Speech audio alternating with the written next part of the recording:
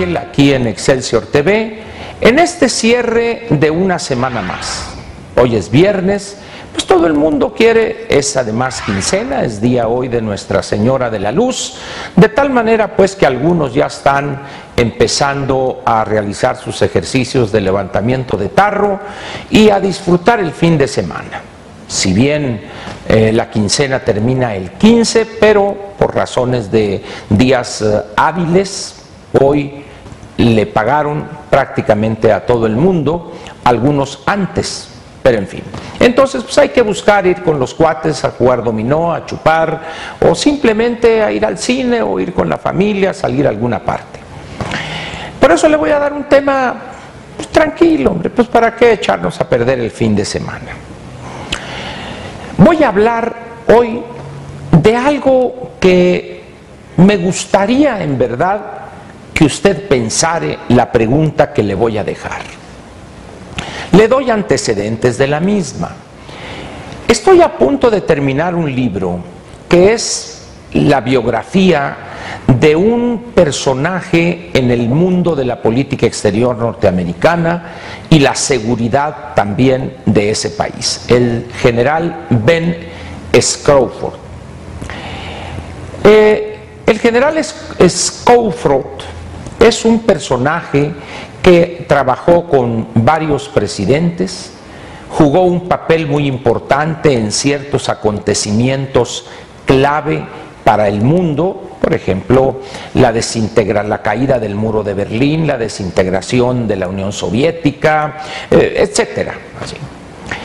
Y hay una persona que escribió un libro sobre la biografía de él, y hay una parte que quiero comentarle a usted que explica la pregunta que le voy a dejar.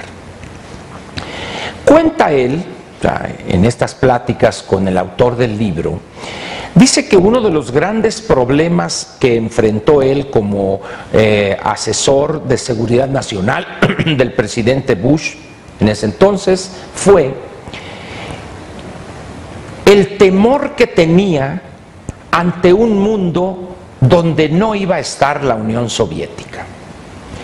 Explica él que toda su preparación en cuanto a la política exterior de Estados Unidos se refiere, y la cuestión geopolítica, la Guerra Fría, etcétera, siempre se partió de la base de que habría un gran adversario que era la Unión Soviética. Y quizás sin pensarlo, se consideraba que la Unión Soviética iba a estar ahí como adversario ideológico, político, militar, no tanto económico, ahí iba a estar siempre. Y cuando de repente la realidad les jala el tapete y encuéntranse en 1991-92 con que ya desaparece la Unión de Repúblicas Soviéticas y Socialistas. En ese momento, toda la estructura del Consejo Nacional de Seguridad tenía que analizar y tomar decisiones prácticamente al bote pronto, porque estaban ante una situación donde se presentaba un elemento que jamás habían considerado: el mundo sin la Unión de Repúblicas Soviéticas y Socialistas. Ese es el antecedente de la pregunta que enseguida le hago. ¿Se ha puesto usted a pensar cómo sería México sin Petróleos Mexicanos como empresa productiva del Estado? Y Comisión Federal de Electricidad, también no propiedad del Estado mexicano. ¿Cómo vislumbra usted a México, al país en el que vivimos, para los próximos 40 o 50 años, si el Estado mexicano decidiere vender lo que pudiere ser vendido de ambas empresas productivas del Estado? Quedándose, aquí es una aclaración importante, conservando evidentemente la propiedad soberana de los hidrocarburos, de tal manera que la renta petrolera seguiría siendo propiedad de todos los mexicanos. Porque al final de cuentas eso es lo que importa. Petróleos Mexicanos nomás tiene pérdidas. Las pérdidas del año que recién terminó, el año 2014, fueron, ¿para qué le digo?, más de 200,000 millones de pesos. Pues dice uno, una empresa que pierde esa cantidad de manera sistemática año con año, la cerramos. ¿Por qué no cerramos Petróleos Mexicanos? Vendemos unos fierros viejos, ahí unas refinerías que no sirven para nada, viejas, mal diseñadas, liquidamos a todo el personal, con todas las de la ley, retiros anticipados, jubilaciones, con todos los derechos. Y a partir de ese momento el Estado mexicano empieza con una oficina sumamente pequeña a cobrar o a obtener la renta petrolera prácticamente al 100% sin meter un 5%. Que la compañía fulana quiere extraer en los pozos estos y estos y el otro, lo mismo que se extrae hoy, 2.250.000 millones de barriles diarios. Entonces dice uno, pues cómo no, bonito, a mí me das el precio de ahorita, $50 por cada barril que extraigas. Si son 2.200.000, estamos hablando que me vas a dar $110 millones de harina y arroz. Que si tú que allá, ese es otro problema, maestro. Por lo pronto, aquí le caes con esto que es la renta petrolera. Imagínese usted que mandáramos a su casa a 160.000 parásitos. Claro, vamos a generar un pasivo, una deuda pública tremenda, pero ya no tendríamos que estarles pagando. Ya la corrupción desaparecería y ya las empresas privadas se harían cargo de perforar, se harían cargo de refinar, vender, distribuir, pero el erario público, el erario estaría recibiendo prácticamente íntegra la renta petrolera. Dice usted sacrilegio. Bueno, imagínese usted al general Coufrot pensando en el año 91-92, pero ¿cómo desapareció la Unión de Repúblicas Soviéticas y Socialistas? Lo enfrentaron y salieron adelante. Y el mundo está mejor hoy que cuando estaba la URSS. ¿Por qué no le piensa eso? Imagínese usted ¿cómo sería México en el entendido, repito, de que seguiríamos recibiendo lo que hoy se llama derecho ordinario sobre hidrocarburos, etcétera, lo que es la renta petrolera? La seguiríamos recibiendo, es más, se la pongo más fácil. Vamos a quedarnos nomás con la parte correspondiente a exploración, perforación y extracción, nada más, que es donde está el billete, pues. Porque estamos sacando un barril de petróleo, lo vendemos a $50 e invertimos $5 o $10 para sacarlo, nos quedan $40 limpiecito y sería una empresa chiquita. Todas esa bola de ladrones que van en las pipas y se roban la gasolina y le entregan menos a las estaciones de servicio, la cosa de los ductos, todo eso desaparecería.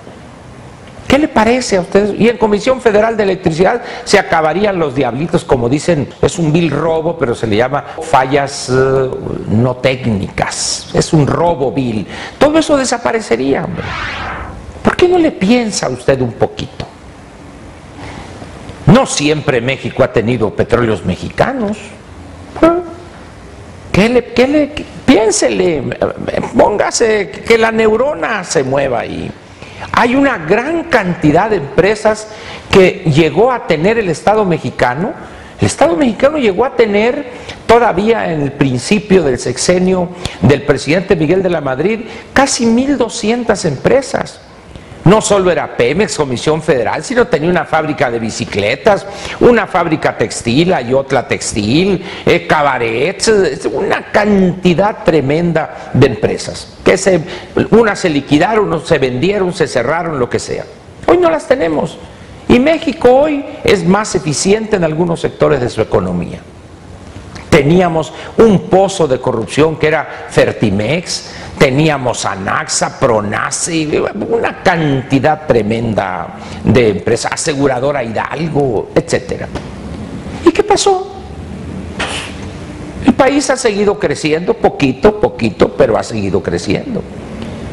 Por eso yo le propongo a usted que, como se dice, piense usted fuera de la caja. Sálgase de ese esquema, de ese molde en el que nos han metido producto de una educación caduca, vieja, como si estuviéramos en los años 30 del siglo pasado, y piense a futuro. ¿A poco el gobierno de los Estados Unidos posee empresas petroleras? ¿O el de Canadá? ¿O el de Inglaterra? Dirá usted, bueno, pero es que Brasil sí tiene su propia empresa. Bueno, un pedazo, porque una parte está en la bolsa, son inversionistas privados, y vea usted el problemón en que está Brasil por la gran corrupción generada por Petrobras, en complicidad con la clase política brasileña, por ejemplo. ¿Le parece a usted provocadora esta pregunta? Sí, sí lo es. Lo que pasa es que tenemos que hacer algo audaz ante la situación que estamos viviendo. El país está en una situación, una coyuntura donde todos los problemas que se han acumulado en los últimos 30, 40 años están explotando hoy. Están haciendo crisis esos problemas. Y es tal la gravedad que queremos nosotros curar un cáncer con un mejoral, como decía Palillo en las carpas hace 60 años. Piense este fin de semana, hombre. Cuando esté ahí en la comida familiar, o esté con el dominó, con los amigos, o en el desayuno de ese que se queda tarde usted desayunando en algún restaurante con los cuates, la familia, ¿qué pensarían ustedes si Pemex lo vendiéramos? A ver qué le contestan.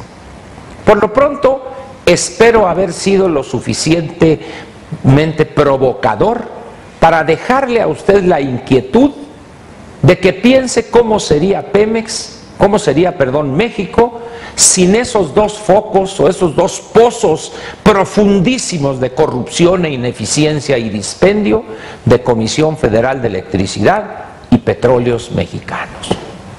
Piénsele.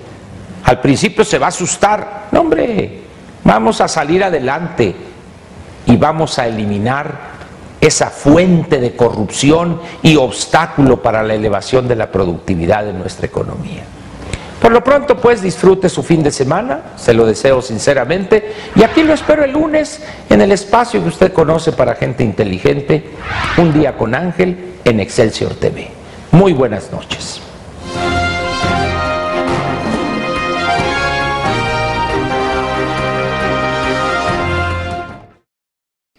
Te invitamos a seguir cuestionando la información con los siguientes videos.